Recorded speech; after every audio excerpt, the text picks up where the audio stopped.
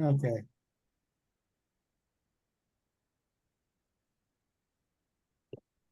We'll be Okay, recording. okay. So I'd like to, let's get started. Welcome to the Community Center Building Committee meeting of September 9th, 2024. This meeting is being recorded following the guidance issued by the state in 2020 regarding the open meeting law. This public meeting will be held remotely, and individuals wishing to participate may do so by utilizing Zoom video conference technology. To join the meeting by video conferencing using a computer, tablet, or phone, please visit the town website and look under meeting and agendas for login information. So I'd like to just do a roll call. I'll start with the roll call of committee members present. David Billings yes, and Luciano. I don't see Luciano. Barry Goldman. I didn't hear from either one of them. Ruth Townsend, Yes, and I am here, Dick Malcolm, the chair of the committee, so that gives us a quorum. First order of business will be approval of the minutes from our last meeting of 8/12/24. Is there any discussion on those minutes? nope, If not, is there a motion to approve the minutes of 8/12/24? motion, Is there a second? am I okay to actually vote on it as I wasn't at the meeting?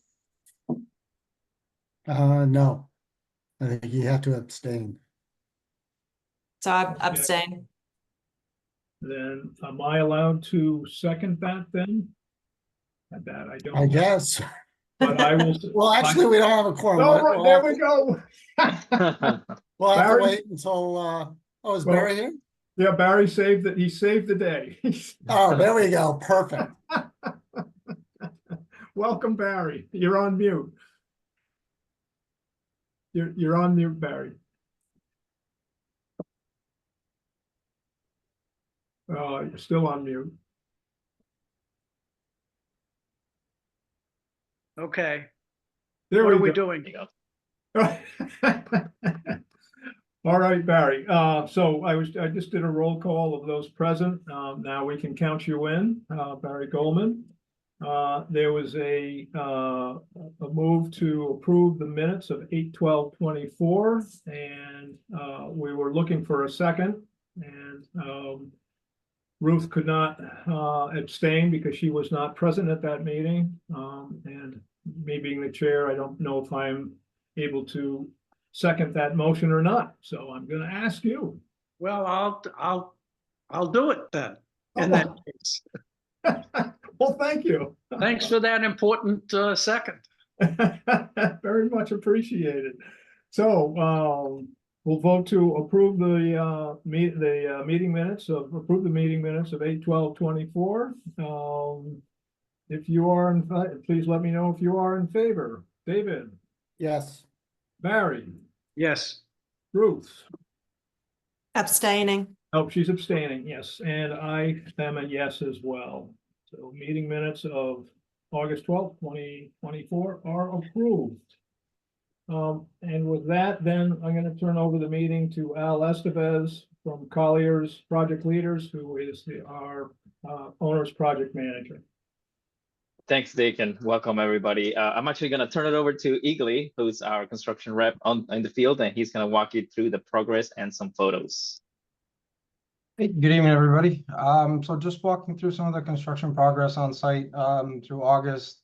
A lot of work that's happened on the project, on the site itself. We actually had the infiltration system installed, and we're currently excavating for the fire protection tanks. So if you walked onto the project, there's a giant hole in the ground that they're working on. Over to the pavilion building, we have the rough mechanical, electrical, and plumbing that's been completed. A lot of the the interior framing has been completed, and we started with the window install and a little bit of the window testing as well.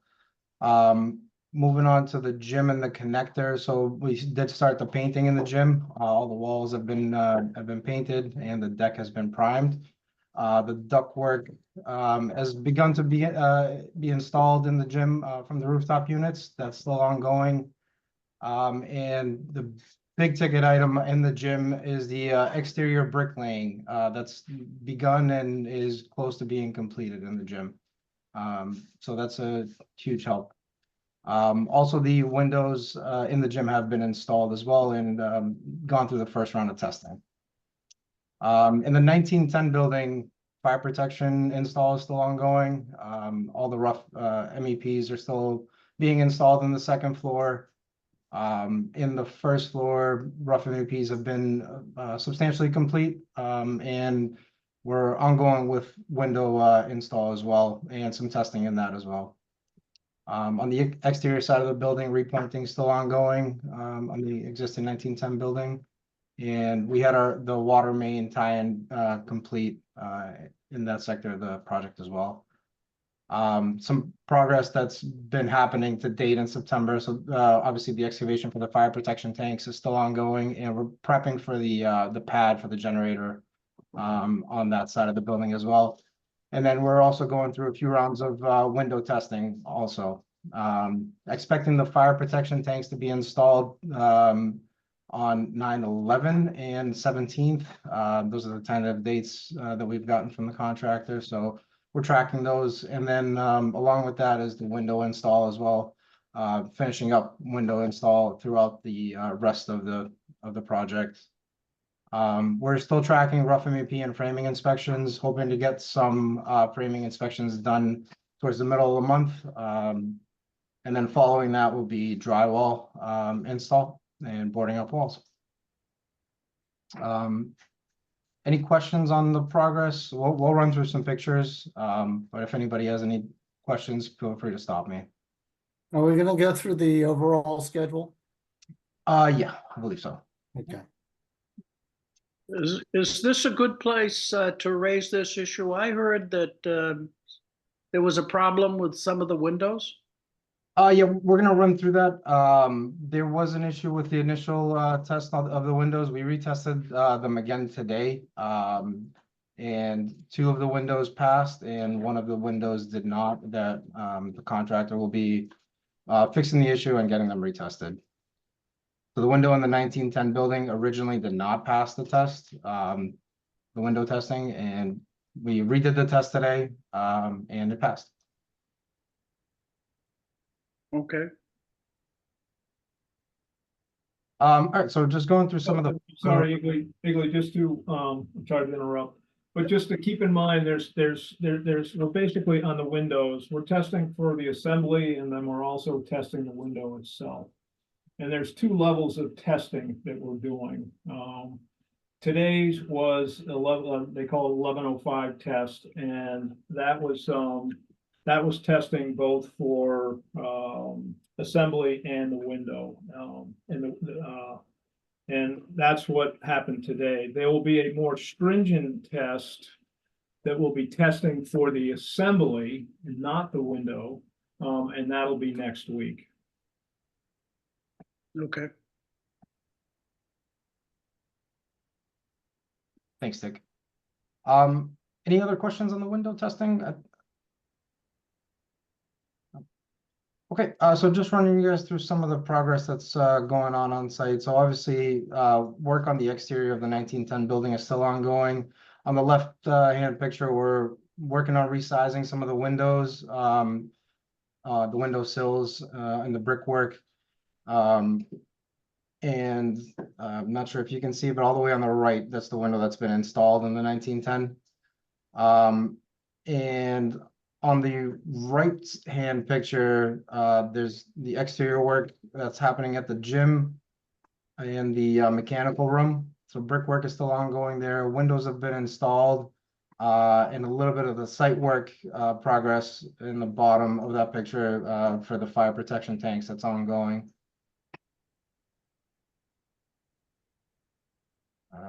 So moving on to the pavilion on the left side. So some of the brickwork has started, and The windows have been installed. There's currently 2 windows installed on that side. And those are the ones that we're working through the issues with the contractor to get them tested and fixed as well. So they're working with their vendor on that. On the right-hand side is just the kitchen. So all the ductwork has been wrapped with insulation, all the piping has been wrapped, and we're pretty close to getting that finalized with inspections and starting to board it up.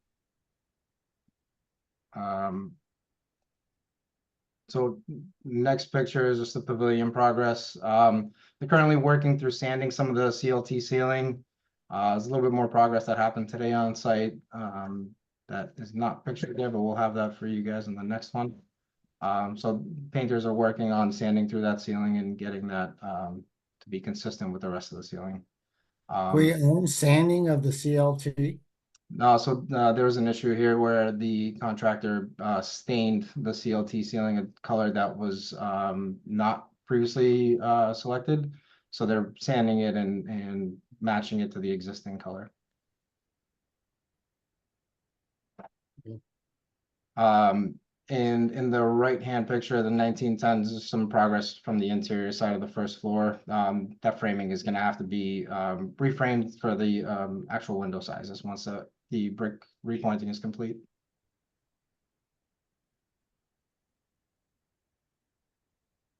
Some progress looking through the stair 1 hallway. Obviously, rough MEPs pretty much wrapped up here. All the ductwork and piping has been insulated and is ready for inspection. And then some progress on the electrical room on the right-hand side. Obviously working through tying in some of the electrical aspects of the project. On the left-hand side is just a picture of the second floor of the connector. Rough MEP is still ongoing there. A lot of the HVAC piping has been completed and rough electrical and fire alarm has been completed. Still working through some of the duct work as well.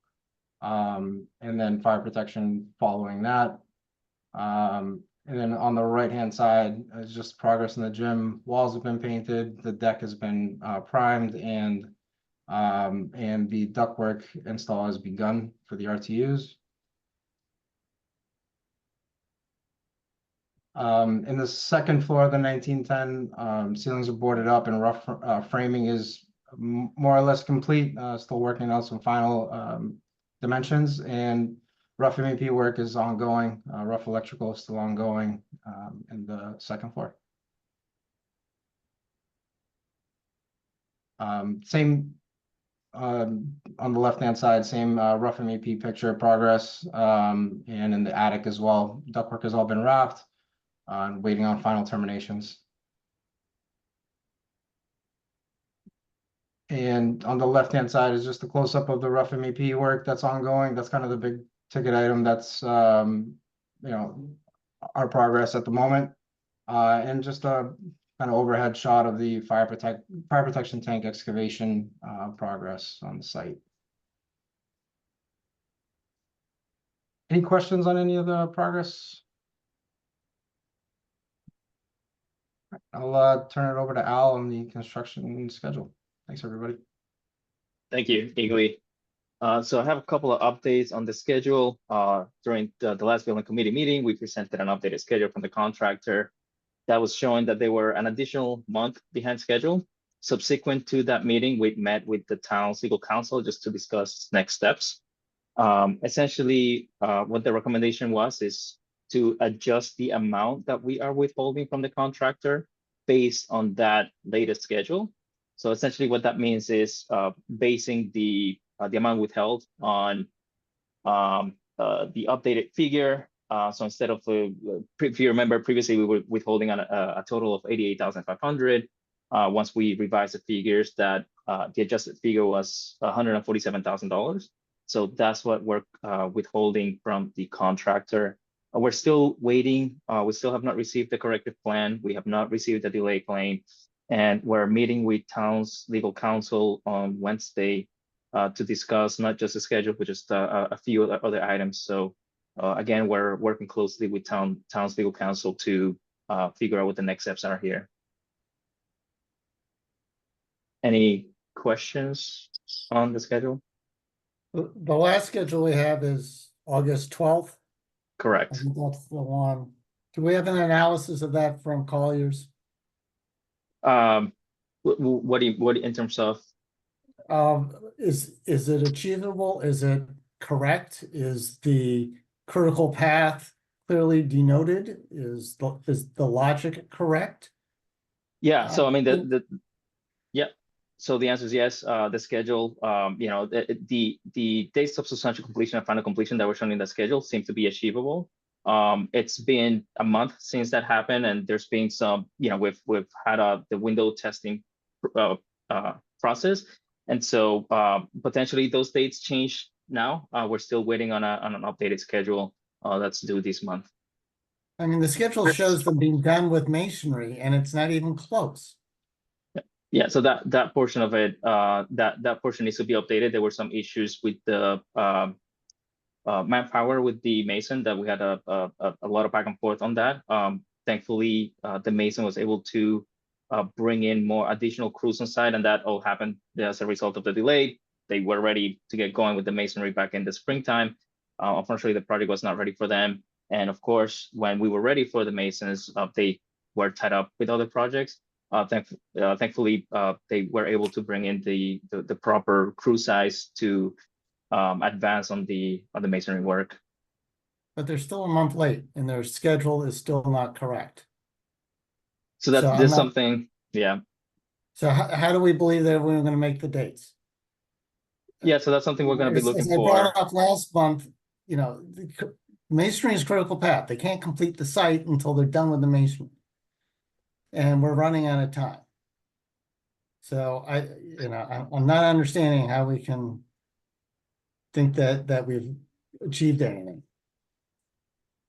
Yeah, and that's something we're going to be looking for in the next updated schedule, is making sure that those activities have been updated accordingly, and like you mentioned, making sure that those revised dates of substantial completion and final completion seem achievable and accurate, and they have a path for completing the project within those timelines. Now, if they don't increase their ability for the masons, then we'll never close the site out. And we're just gonna run out of time, and then they won't be able to pave. So we need a recovery schedule on how it's gonna happen. Yeah, we've been asking for one for months now, and that's part of the reason why we're withholding this amount of money, because they're not right now. The contractor is not abiding by the contract. They have to provide a recovery schedule at this point, and we're just not getting it, which is why we have to resort to withholding funds from the contractor. All right. Al, this is John Jeffries. Can I just add to Dick's questions specifically about if the recovery process is going to add, my estimation, 2 more months, maybe more? We're currently 4 months behind. Is it your experience that will be about 6 months behind? So that's a great question, John. So the schedule that we received in August 12th, so that's just about a month ago, showed that the contractor was going to achieve substantial completion. That's when technically the town can start to move into the building in early January. That's 4 months behind the original contractual date of substantial completion. And it's been a month since we received that schedule. There have been some setbacks with the window testing for sure. So that's something that we have yet to see what impact they're going to show it's going to have on the schedule. And potentially that date of substantial completion is going to move up a little bit more. I don't know that I would say 2 months. That wouldn't make sense, 2 months, but I think potentially that they could move forward sometime. So we're waiting to get that updated schedule. Al, did you mean that they could move back, or from 4 months to 5 months? Or do you mean they could go from 4 months to 3 months? You lost me in your directional explanation. Yeah, yeah. I mean, just given the additional setbacks over the last month, I think it's possible that it's going to move using your logic back. So essentially, from 4 months to potentially 4.5 months. So we still don't have that schedule. And once we have that updated schedule, we'll have a better idea of what that is looking like. Back to Dick's question, when will you have, what is in your experience, what is acceptable? Back to Dick's question, when will you have it? So again, back to Dick's question, which is a very thorough, very succinct question on the timeline. How will the building committee know? When will they know? So we've an updated schedule is a monthly requirement, and we're currently waiting on the updated schedule. Once we get that schedule updated based on what happened over the last few weeks, especially with the window testing, then and the contractor needs to look at how that affected their critical path. And once we have that, we'll be able to have a better idea of, on the schedule is something that's moving. We're working with town legal counsel to on other potential avenues that we could pursue to try to accelerate the schedule, meaning going from 4 months to potentially 3.5 months. Those are all things that we are discussing with town legal counsel.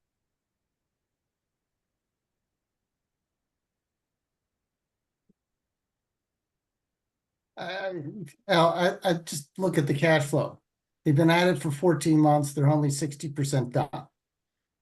You take the percentage and they're 6+ months out based on their drawdown rate.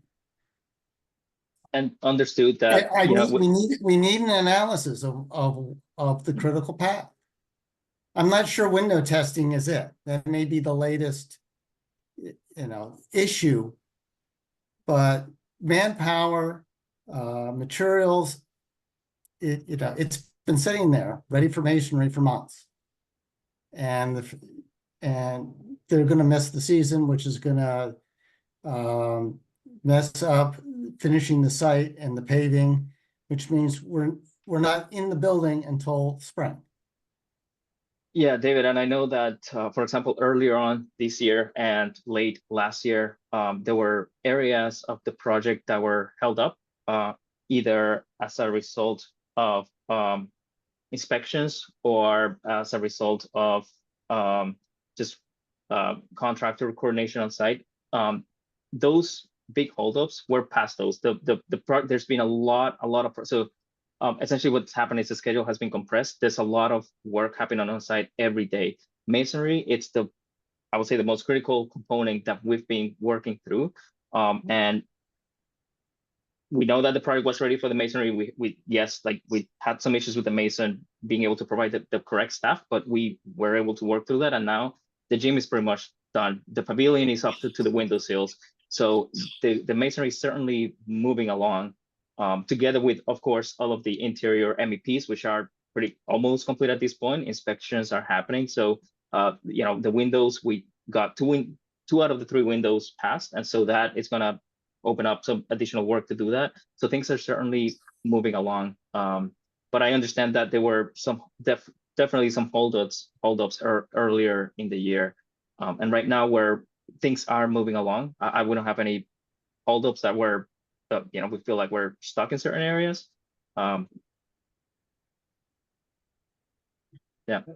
Again, we need an analysis of their schedule, and I just don't have any comfort level that what they're giving us is correct. So I don't know how to analyze, our exposure until we understand when they're going to be done. Because it could very well be spring before they're done. If they don't get paving done in the next 2 months, then we're looking at spring. 3 months. It's usually until after Thanksgiving. They got a lot of work to do, and they're not even close. So, all right, I just, I'm gonna expect, something by next building committee, analyzing the schedule on where we are.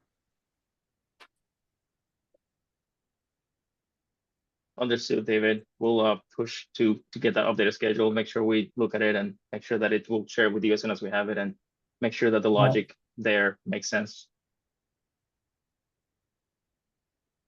What can you do to encourage the contractor to come up with a corrective plan and a new schedule? Yeah, Barry, that's a really good question. So we already tried. We weren't getting a response from the contractor, which is getting that delay claim, getting that recovery, that corrective plan submitted.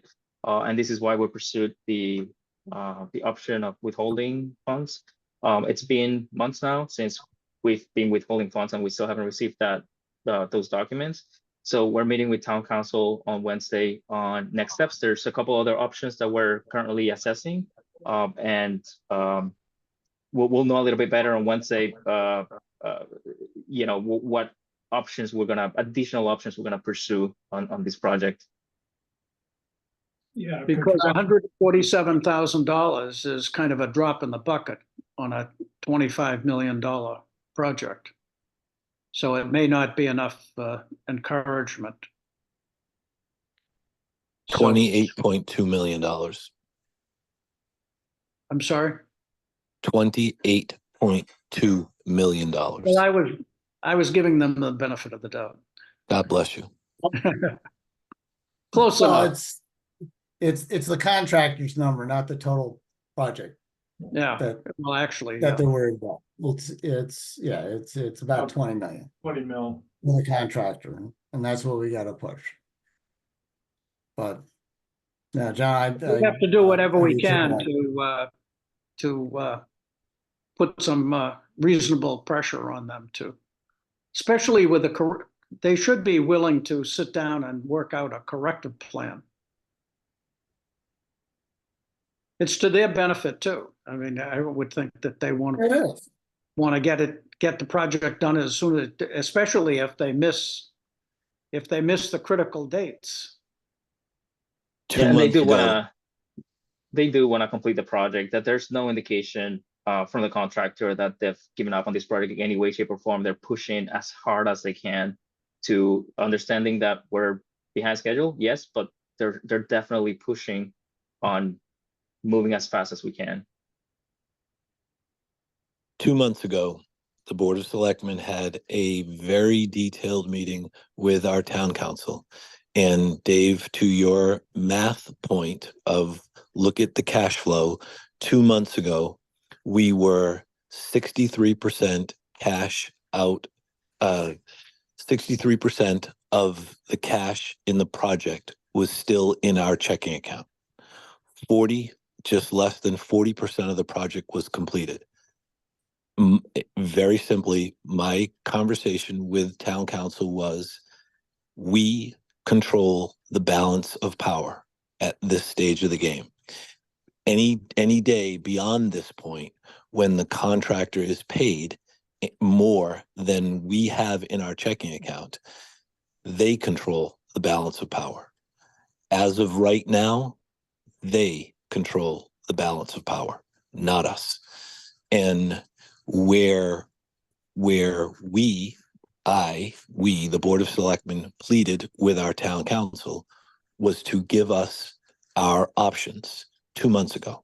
And she laid it out in painstaking detail, what our options were. And we had that in executive session. I can't share that with you, but I just want you all to know we went painstakingly through our options 2 months ago. And we'll do that again. And what Al has described to you is the course of action that the town council has given to us. I apologize. I'm sitting right behind a grandfather clock. I apologize for that. And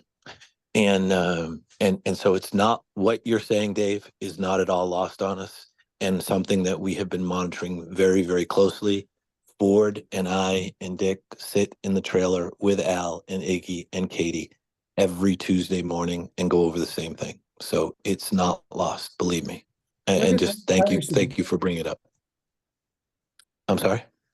No, I said, I understand. I'm in those meetings too. Yeah. Different projects, but same conversations. Same conversations, but it is, I just, to the full members of all the members of the building committee, what Dave is asking is never out of our thoughts. It's never out of what we're contemplating. It's something we're thinking about all the time.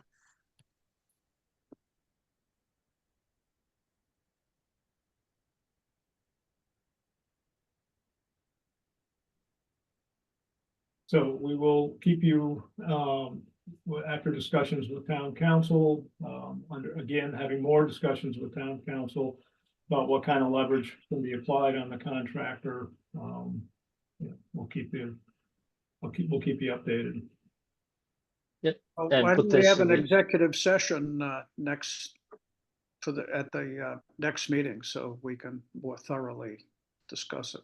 Yeah, But yeah, Barry, I was just gonna say that potentially some of these discussions need to happen through executive session. That's actually one of the things that we were gonna ask Nina on Wednesday.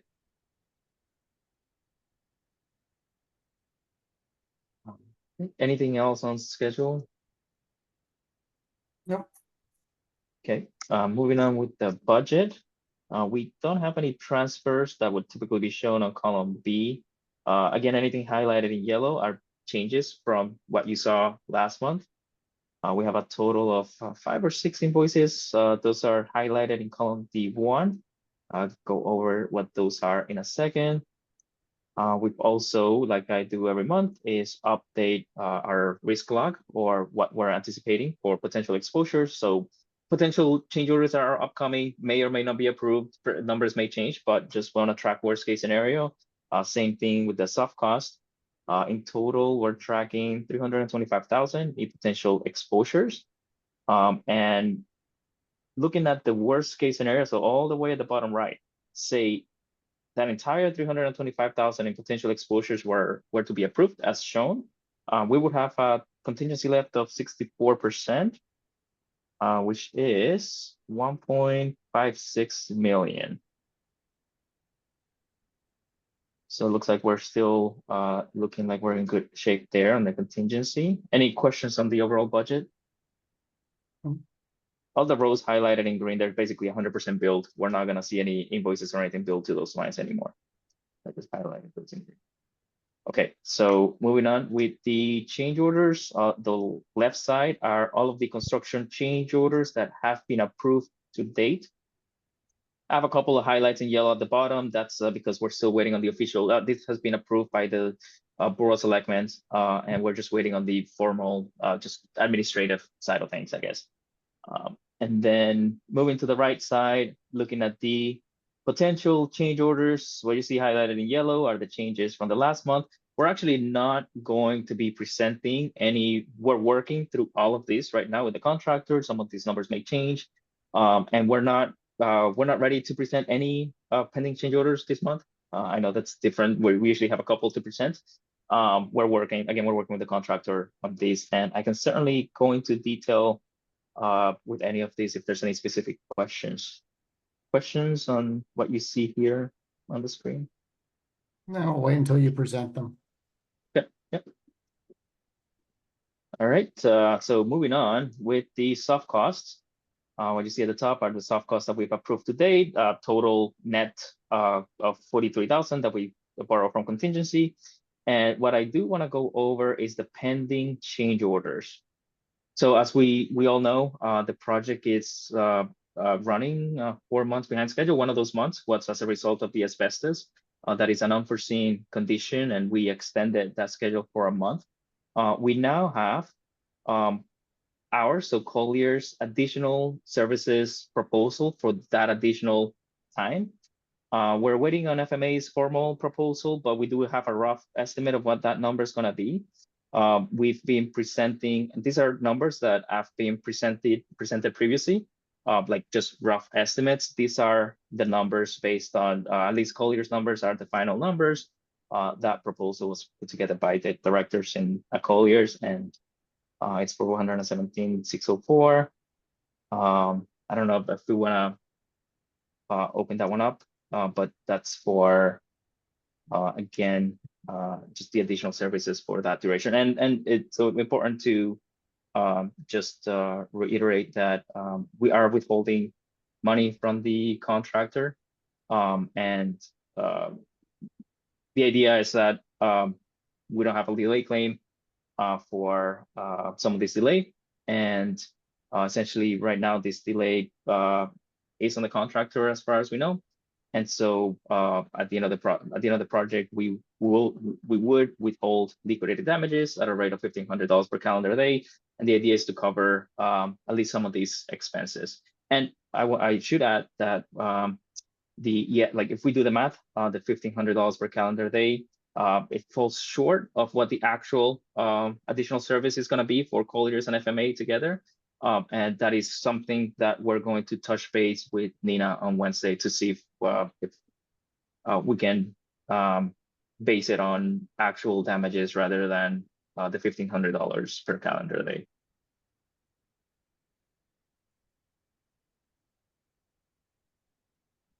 The last one here, and we can go back and get into details as we need to. The last one is the furniture. So we had a budget that we put together years ago at this point of $320,000.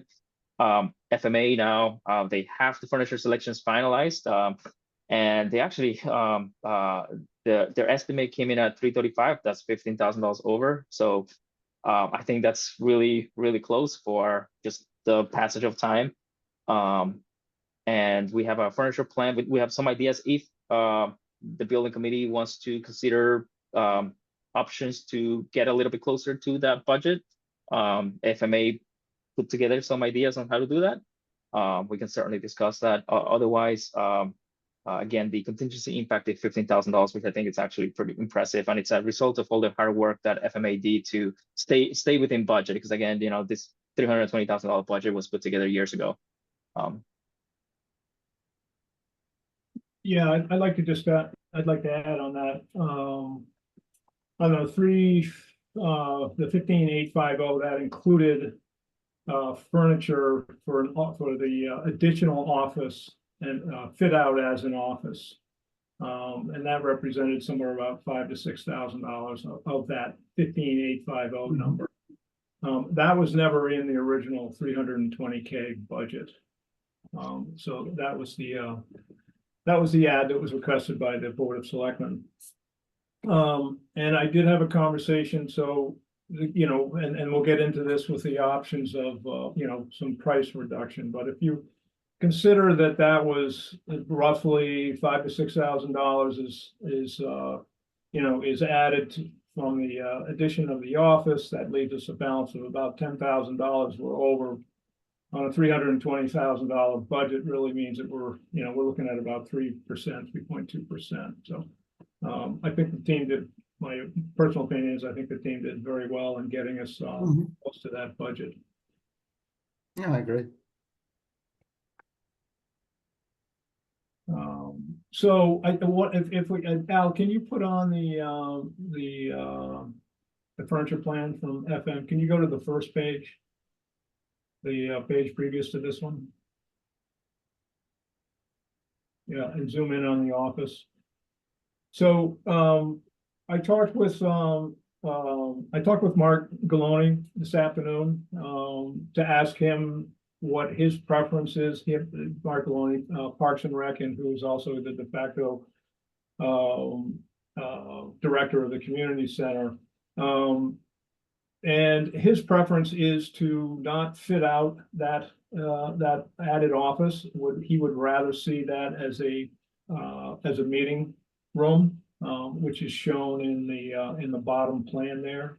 So so right there, that's a 5840 savings if we don't fit that out as a full office. I guess I'm a little confused. We spent all this money to build an office and we're not using it as an office. The position, the director, the position of a director for a director for the community center there's not going to be a dedicated position for that. It is going to be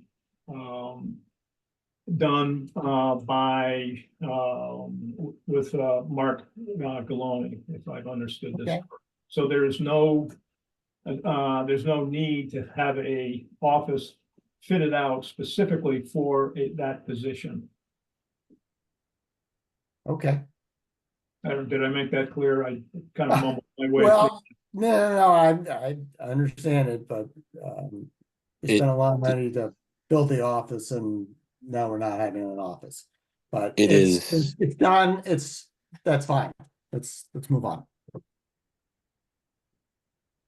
The office, the position, the funding, the furniture, everything that we have discussed, the selectmen's position on this has been emphatically clear that the building is a community center. It is absolutely not a park and rec facility.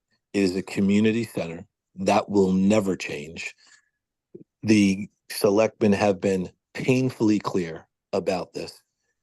If Bob Springett were still here, he would be emphatically reminding everyone of what the selectmen did, why the selectmen did it, what the purpose was. I'm not going to go into it tonight. I'm not going to go into the detail where we are over budget. We're behind in everything. We are compromising in any way we can. We are, as you all know, trying to be as accommodative as possible, find solutions, not draw lines, not take sides, not go backwards. We're trying to go forward. But I just want to remind everyone of the process of how we got to where we are.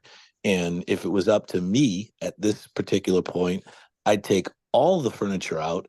I would, of those two offices, I'd put 2 big lounge chairs in. I'd have one for Ford Spalding and one for Dick Malcolm so they could come in and sleep anytime they want for the amount of hours they've put into this process.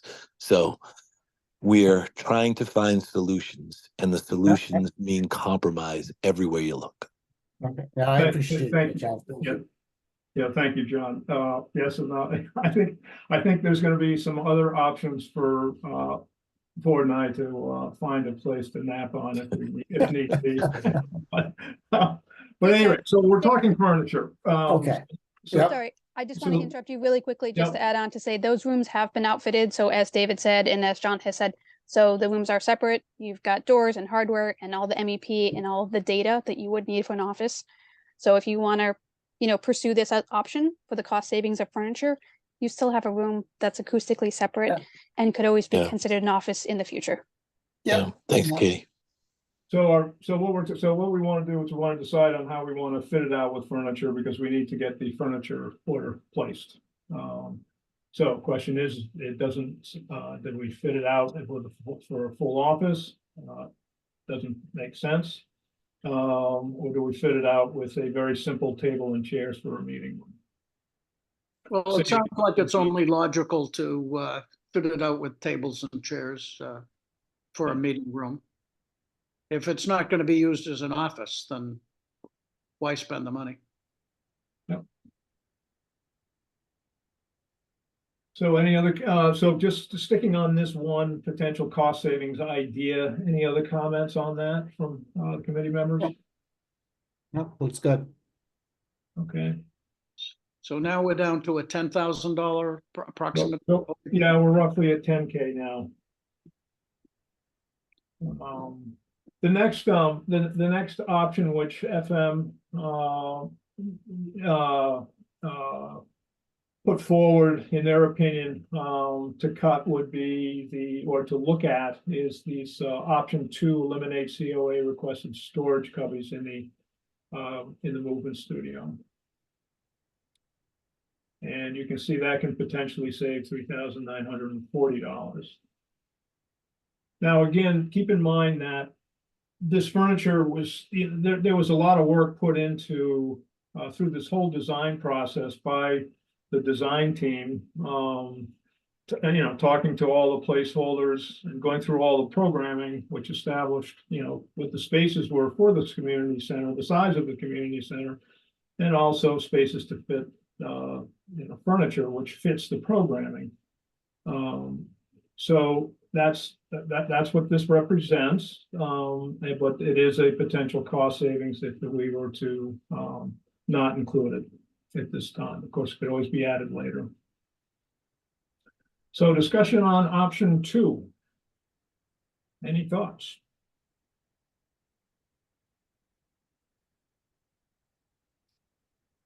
I get, I'm sorry, go ahead, David. no, I'm just saying, I mean, this is a request to COA and, for $4,000 is it, are we creating a problem somewhere else? I mean, what is the storage cubbies for? It's for use in the studio by COA. So they're gonna have to find some other place for it. I mean, if they need it for their programs, it seems a little silly just to say $4,000. Well, is it for people that come into the studios and then put their clothes and shoes and things in the cubbies? Or is it For storage? If I could jump in, it's for equipment that they use for their various programs that they use. So if they didn't have it there, they're going to have to move it somewhere else. So this is for programs that they use, and they could be balls. There could be all kinds of things that they use for exercises.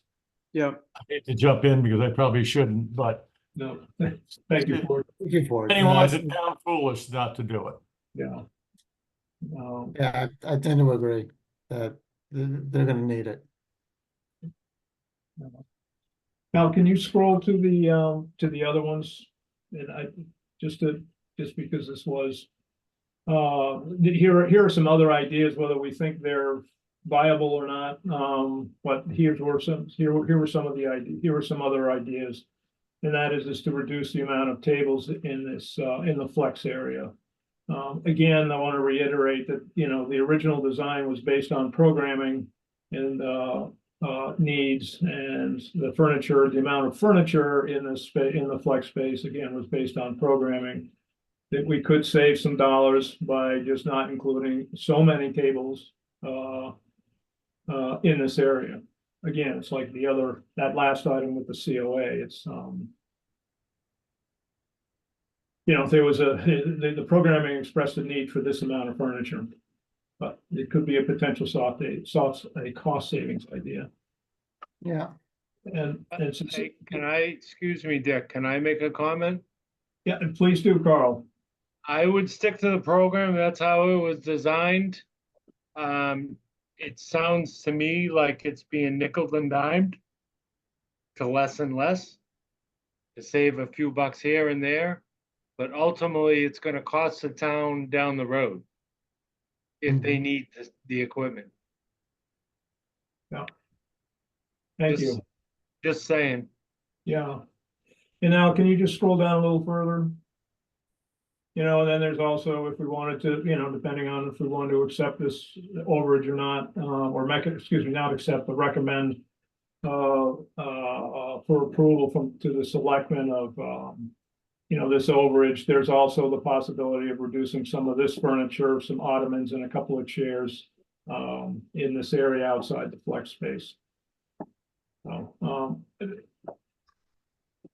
So personally, the way I'm looking at it, I'll give you my opinion, and that is that to me, is to leave all of these ideas, leave them in the program, leave them in that we should buy the furniture for these areas, which were all programmed for that, but go to a meeting table and chairs down in the office down in the other level.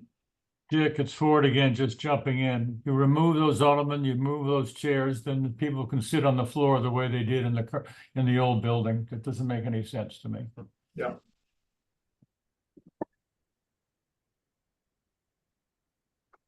Yeah, I agree. What was that old saying? Penny pound foolish or something to that effect? Close enough. Carl, it's penny wise and pound foolish. Oh, thank you. You're I welcome. had a senior moment there for a minute forward. I agree with you, Dick. I'm happy to go with everything and just change the Park and Rec one, which actually then makes a more flexible space in that second office. Yeah.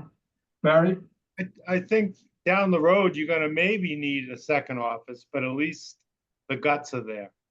Yeah, exactly. So, Yeah, I would agree with it.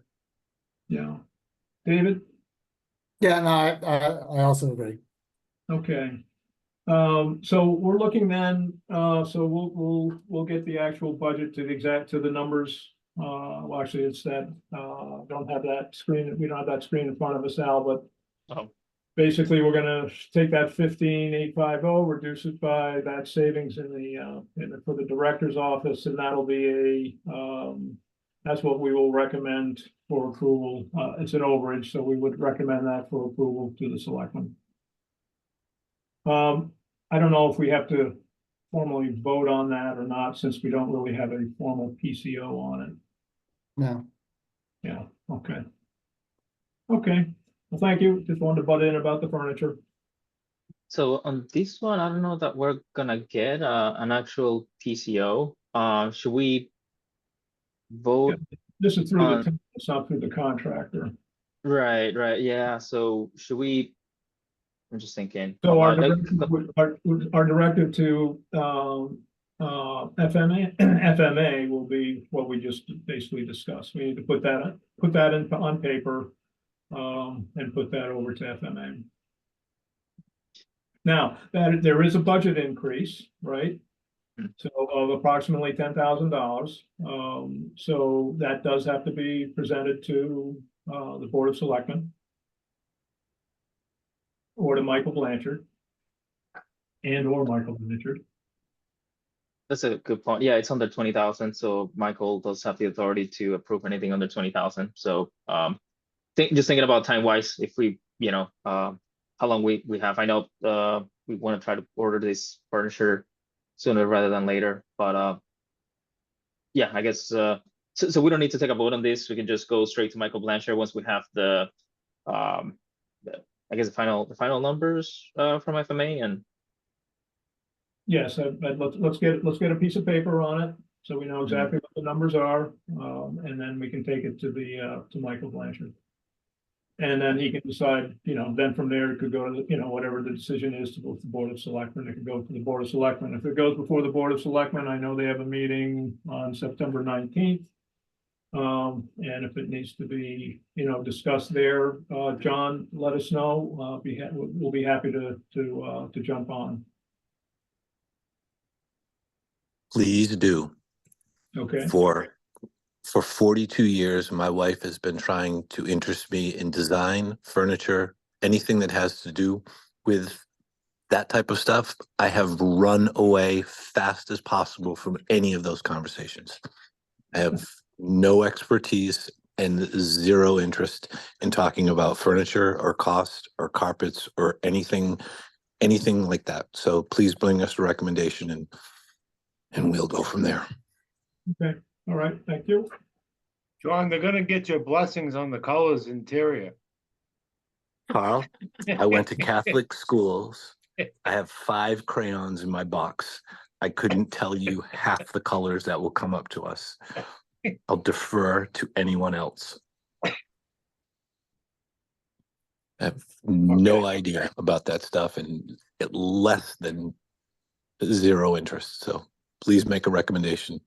Okay. Happy to defer. Okay, thank you. Okay, Al, what's next? yeah, so I mean, do we want to take a vote on at least Collier's additional services proposal? We have the proposal. I sent that out on Friday. Not sure if folks had a chance to look at that, but I do have the backup here available. And basically, what that is based on, how the number was calculated, it's based on our previous contract.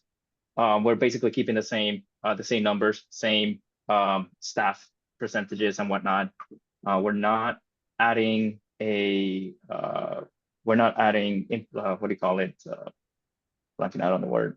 escalation. We're not adding escalation or adjusting the fee rates. No, your proposal isn't just in the fee rates. I don't know, Dick, if I may, the committee was not really part of the initial contract. I mean, typically OPMs are not lump sum. They're time and materials based on the hours, so.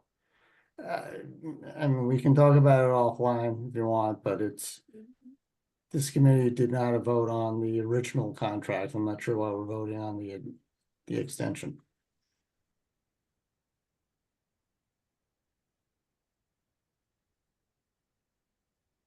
So we should have, no more discussion needs to be made on this. We need to have more discussion on this. Let's table that for now. Okay. So I just want to make sure I understand this so I can go back and discuss it with Phil. So David, if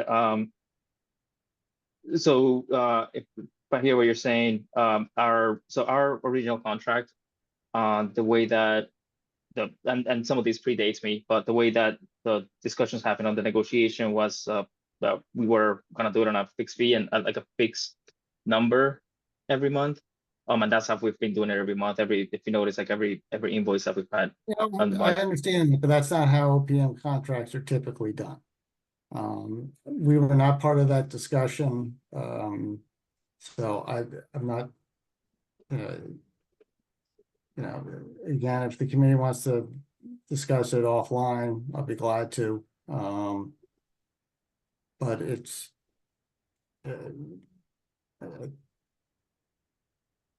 I think this is up to the town to decide. Okay. Yeah, I'd like to discuss it offline to Yeah. understand. I think we need to understand what the contract is and what the normal or usual approach is.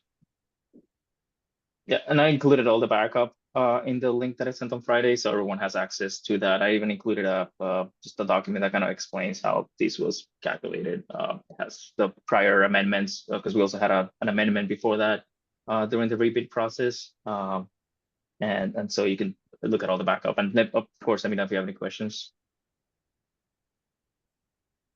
Okay, we will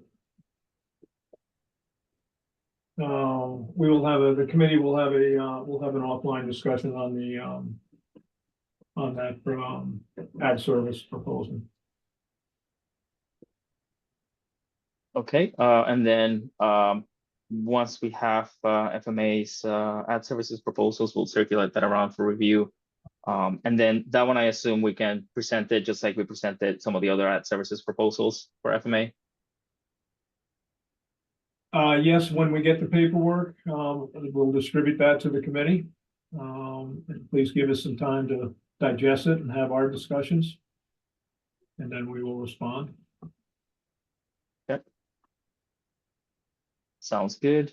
Okay, so moving on to any more questions on soft cost? And like I mentioned earlier, if all of these costs that are shown here and the costs that are shown here were to be approved as shown, we would have a 60% contingency, and that's 1.48 million.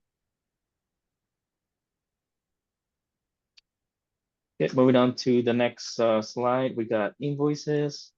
So we have the contractor's invoice for the month of August, and that's for $1,750,385.12. This number reflects the reduced amount based on town legal counsel recommendation. Again, we are withholding $147,000 from the contractor. That's reflected from general conditions. Correct. Okay, and yeah, I looked at the rec. So, all right, so that's where the difference is. Okay, thank you. Yep. And then we have our typical invoice of $21,154. And we have FMA's invoice of $26,230, again for the month of August. We have an invoice that is associated with the work that took place along Springdale Ave. Those poles, there's some work that the town had to contract to remove the old Town of Dover Fire Department lines. There was a police detail that was required. That's for $260. And lastly, our typical monthly invoice from Eagle Leasing for $398. And I've reviewed all of these invoices, and I believe that they're consistent with the contract terms and the work in place, and I recommend that they be approved. Any questions? Okay, any further discussion on August invoices? Okay, if not, then do I hear a motion to approve monthly invoice per the monthly invoice summary of August in a total amount of $1,798,427.19. Is there a motion? Motion? Is there a second? Second. Thank you. Okay, okay, I'll poll the board for those in favor. David, Yes. Barry, Yes. Ruth, Yes. and I am a yes as well. Thank you. Okay, do we have any citizens or citizen comments?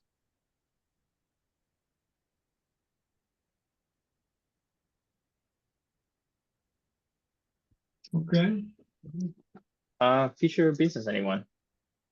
New business? Good. All right, so the next meeting looks like it's gonna be October 14th, Monday, October 14th at 6:30 p.m. Yep. that is Columbus Day. Does that present a problem for anybody? Oh. I don't think so.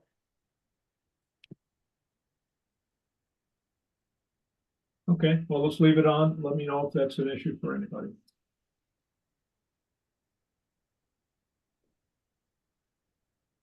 Okay, yeah, so that's it for my agenda here. Okay, Al, thank you very much.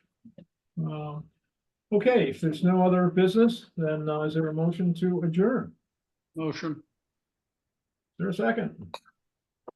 Second. Okay. All those in favor of adjourning, David, Yes. Barry, Yes.